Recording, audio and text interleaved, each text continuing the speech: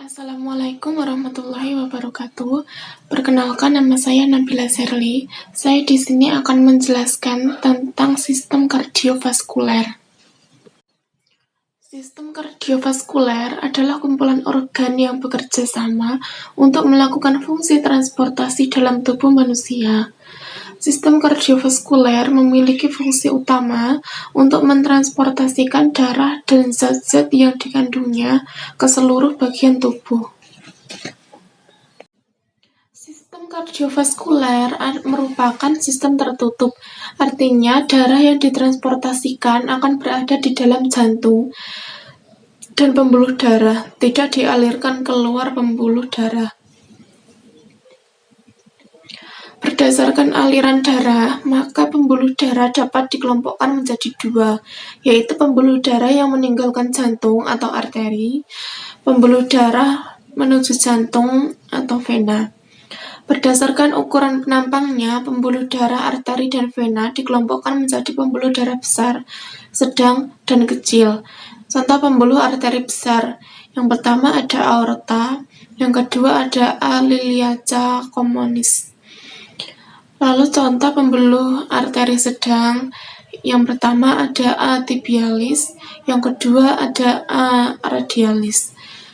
Contoh vena besar, yang pertama ada vena cava superior, yang kedua ada vena cava inferior. Lalu contoh pembuluh arteri kecil, yang pertama ada arteriol atau arteri kecil. Lalu yang kedua ada vena kecil atau venule. Akan terdapat saluran kecil yang disebut pembuluh kapiler. Pembuluh kapiler ini menghubungkan bagian pembuluh darah, arteri, dan vena. Pembuluh darah kapiler ini menarik multifungsi tertentu. 3. Anatomi sistem kardiovaskuler. Jantung terletak di rongga dada atau toraks dan cenderung terletak di sisi kiri.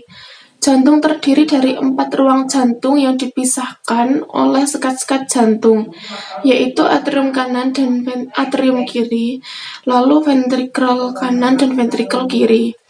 Ruang jantung ini terbentuk karena adanya sekat interventrikel dan sekat anterioventrikel. Pada sekat anterioventrikel terdapat 2 katup jantung, yaitu katup trikuspidalis dan katup bikuspidalis. Disebut trikuspidalis karena terdiri dari 3 lempengan katup, dan disebut bikuspidalis karena terdiri dari 2 buah lempengan katup. Atrium kanan dan kiri memiliki ukuran yang sama, demikian juga ventrikel kanan dan ventrikel kiri. Atrium dibatasi oleh otot jantung dan sekat yang tipis, sedangkan ventrikel dibatasi oleh otot jantung dan sekat interventrikel yang tebal. 4 ruang jantung ini dilapisi oleh lapisan endotel, endokardium, miokardium, dan 2 lapisan perikardium. Yang mana bagian dalam itu ada bagian visceral dan bagian luar ada bagian parietal. Daerah di dalam jantung mengalir ke satu arah. Darah di dalam jantung mengalir ke satu arah. Dari atrium kanan,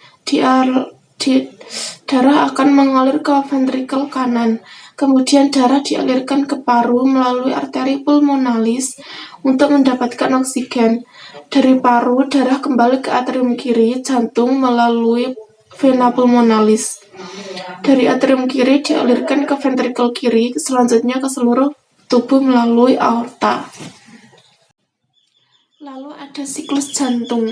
Yang pertama, akhir diastolik. Katup anterioventrikuler membuka dan katup pulmonal serta aorta menutup. Darah mengalir ke atrium dari sistem vena. Darah mengalir secara pasif di atrium ke ventrikel. Laju pengisian ventrikel menurun setelah ventrikel makin teregang. Yang kedua, ada sistole atrium. 70% pengisian darah ventrikel terjadi selama pengisian pasif sebelumnya. 3. Kontraksi Kontraksi esovolumentrik mengakibatkan menutupnya katup atrioventrikuler. 4. Ejeksi ventrikel. Puncak tekanan ventrikel kiri 120 mm Hg dan ventrikel kanan 25 mm Hg. 5. Relaksasi isovolumentrik ventrikel. Setelah seluruh otot ventrikel berelaksasi yang diikuti penutupan katup aorta dan pulmonal, tekanan ventrikel akan menurun dengan tajam. Ada dua jenis. Lalu ada bunyi jantung. Bunyi jantung pertama dan kedua digambarkan sebagai bunyi loop atau bunyi pertama dan dup bunyi kedua. Bunyi pertama sifatnya lebih rendah, lebih lembut, dan lebih panjang. Lalu bunyi yang kedua sedikit lebih tinggi, lebih tajam, dan lebih pendek. Jantung ketiga dan empat sulit didengar. Bising sistolik terjadi pada saat sistolik. Bising diastolik terjadi pada saat diastolik. Lalu ada curah jantung, yaitu jumlah darah yang dipompakan oleh jantung per menit. Darah jantung adalah stroke volume dikalikan frekuensi jantung per menit. Stroke volume dipengaruhi oleh persarafan otonom. Cukup sekian yang dapat saya sampaikan. Apabila ada salah kata, mohon dimaafkan. Wabillahi taufiq wal hidayah. Wassalamualaikum warahmatullahi wabarakatuh.